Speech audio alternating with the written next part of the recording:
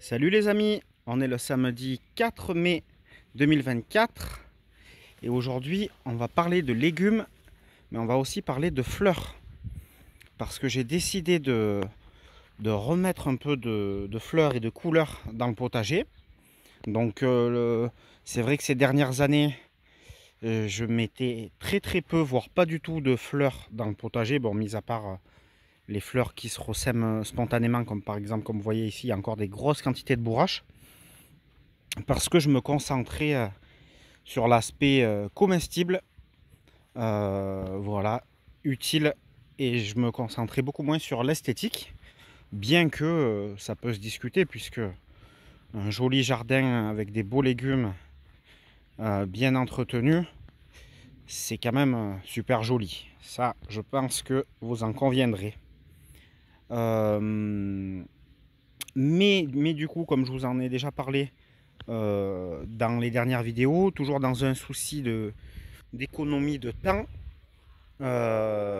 j'ai décidé de mettre aussi des fleurs dans cet objectif-là, d'économie de temps.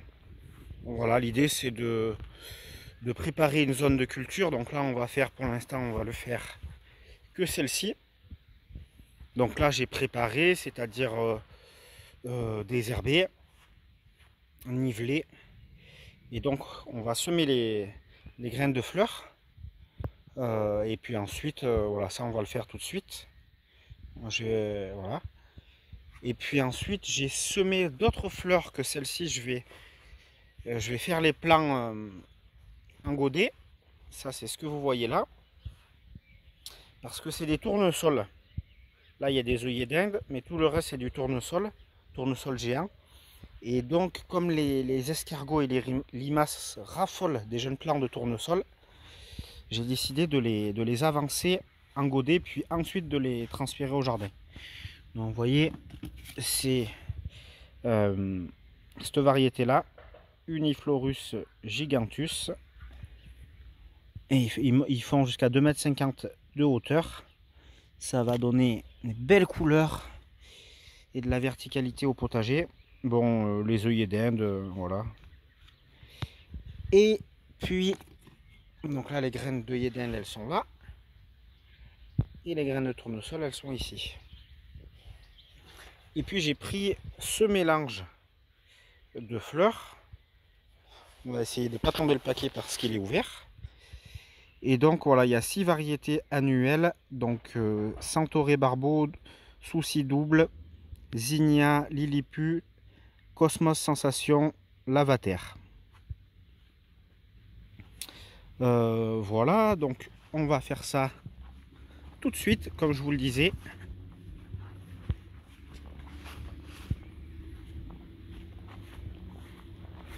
Et on va faire ça d'une main, puisque je tiens. Voilà, vous voyez, j'en prends une poignée.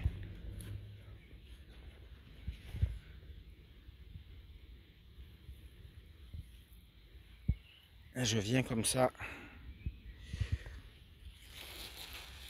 ensemencer le sol.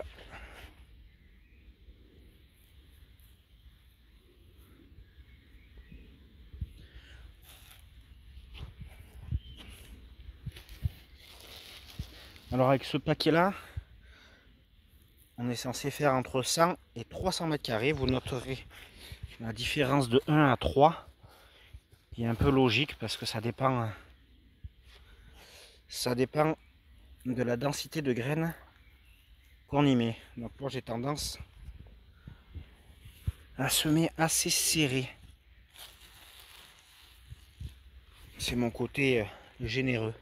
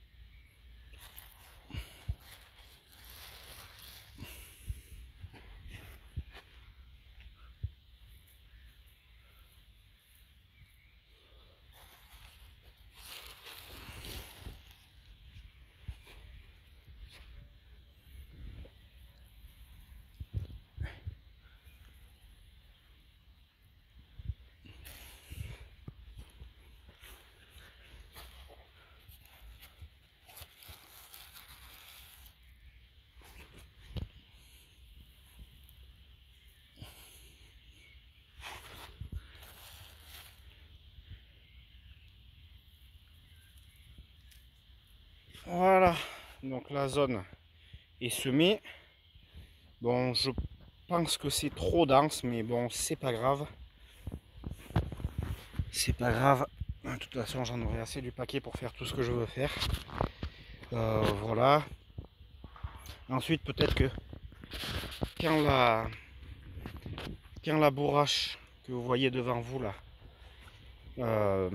qui est magnifique, arrivera à son terme, peut-être que je continuerai le semis de fleurs sur toute la planche. On verra, suivant les besoins. Hop, ensuite, eh bien, je vais... Ah oui, donc j'ai pas fini, hein, excusez-moi, bon. Donc là, j'ai pas fini, le semis n'est pas complètement fini, il faut passer un coup de râteau, histoire de mélanger un peu les graines avec la terre, et ensuite venir tasser un petit peu le terrain, histoire de bien mettre en contact les graines avec la terre, qu'il n'y ait pas de poche d'air, que la germination se fasse de manière optimale. Donc voilà, ça je vais pas vous montrer, je viens de vous l'expliquer, mais je vais pas vous le montrer, parce que d'une main, c'est vrai que c'est vraiment pas évident, avec un râteau. Hop, allez, on va ranger les graines, ça sera bon pour aujourd'hui. Pour celle-ci, j'en ferai pas plus aujourd'hui. Hop, et puis celle-ci, ben, je vais simplement venir recouvrir légèrement de terreau, arroser, mettre la petite mini serre dessus, et du coup je vais surveiller ça tous les jours jusqu'à la levée.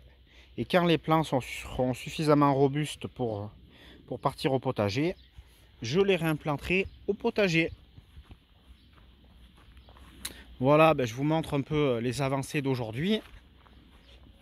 Bon, quand je suis allé acheter les plants chez mon fournisseur, je suis tombé là-dessus. J'ai pas pu m'empêcher d'en prendre parce que ben, quand je vois des nouveautés, j'ai envie d'essayer. Donc là, de la cacahuète. Voilà. J'ai acheté des cacahuètes et je les ai plantées au potager. Donc on suivra ensemble l'évolution de cette culture. Ensuite, ici, vous avez des courgettes. Donc j'ai écarté le paillage. J'ai repiqué les plants. Là, il y en a 4 plants de courgettes. Je suis venu bien arroser. J'avais une poignée de crottins de poule broyés sous forme de poudre. Vous voyez, on le voit bien là. Je suis venu y mettre une poignée à chaque plant en surface pour tous les plants que j'ai mis aujourd'hui. Donc là, vous voyez les poivrons. Voilà, cette année, on se contentera de 4 plants de poivrons. On essaiera de s'en occuper du mieux possible. Là, 4 plants d'aubergines. Pareil, j'en mettrai pas plus. Là, vous avez donc les melons. 1, 2, 3, 4, 5, 6 plants de melons.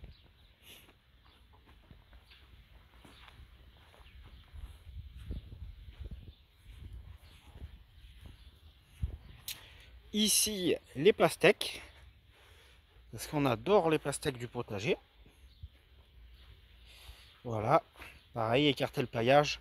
Donc là, je ne l'ai pas encore fait, mais je vais le faire d'ici ce soir. Grosse protection contre les limaces et les escargots, parce que bon, ils aiment bien les jeunes plants de cucurbitacées. Je vais mettre du granulé bleu, anti-limace, anti-escargot. Et puis surtout aussi, je vais venir ce soir à la lampe frontale pour vérifier qu'il n'y ait pas trop de grosses attaques. Et demain matin, pareil, tôt demain matin, je vais venir et je vais venir ramasser toutes les limaces, notamment celles qui sont le plus proches, voire sur les plants que j'aurai implantés aujourd'hui. Ah oui, je voulais vous montrer ça les amis. Bon, là vous avez le semis de poireaux, ici le semis de carottes. Et là, en fait, quand je sème des carottes, j'ai pour habitude de reboucher le sillon avec du joli terreau. du terreau professionnel que j'achète chez mon fournisseur de plants. Et je fais ça parce que j'ai le pressentiment, le sentiment que la germination sera meilleure. Mais j'ai jamais fait la comparaison. Et bien là, sans le vouloir, j'ai fait la comparaison parce que j'ai fait le premier sillon, puis le deuxième jusqu'ici avec le terreau, puis ensuite j'en avais plus. Et bien, je ne sais pas si vous le voyez suffisamment bien en vidéo, mais en tout cas, la différence est quand même assez énorme. Là où il y avait du terreau, il n'y a quasiment aucun trou dans le sillon de semis. La levée a été excellente. Et là où il n'y a pas le terreau, on voit des zones entières où il n'y a pas une graine qui a germé. Et là, c'est les poires de terre aussi, appelées yacon, qui sont au tout début. Voilà, pommes de terre nouvelles. Alors là, comme vous voyez, il y a un souci. Ça a pris la maladie, ça a pris le mildiou. Mais bon, malheureusement, je le craignais, je m'y attendais un peu puisque ça a été quand même un mois de mars et d'avril très humide. Et comme j'ai pas fait de traitement à la bouillie bordelaise, j'en ai fait aucun. Je vais en faire un aujourd'hui, mais malheureusement ça arrive un peu tard. J'aurais dû m'y prendre avant, mais comme il a beaucoup plu, je ne l'ai pas fait non plus. Et du coup, voilà. Bon, ce qu'il y a, c'est qu'elles sont pratiquement prêtes à être consommées. Donc, je pense qu'on aura quand même une belle récolte. Les salades prêtes à être consommées. Là, vous avez la magnifique consoude.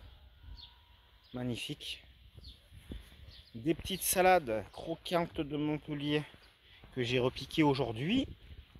Là, c'est une zone que j'ai préparée pour mettre des tomates. Et puis là, vous avez les tomates que j'avais implantées en avril. Vous voyez, malgré qu'il a fait parfois froid, elles se portent bien. Elles devraient être plus grosses à cette période, mais elles vont profiter des chaleurs là qui arrivent pour exploser. Voilà, des anciennes salades qui commencent un peu à monter. Et puis je voulais vous montrer, voilà, dans la partie là-bas, j'ai mis des plants de blettes.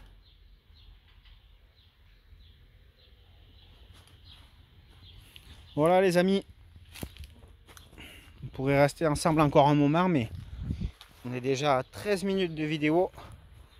Alors je vous dis à très bientôt parce que là, on attaque la pleine saison potagère. Bon dimanche les amis.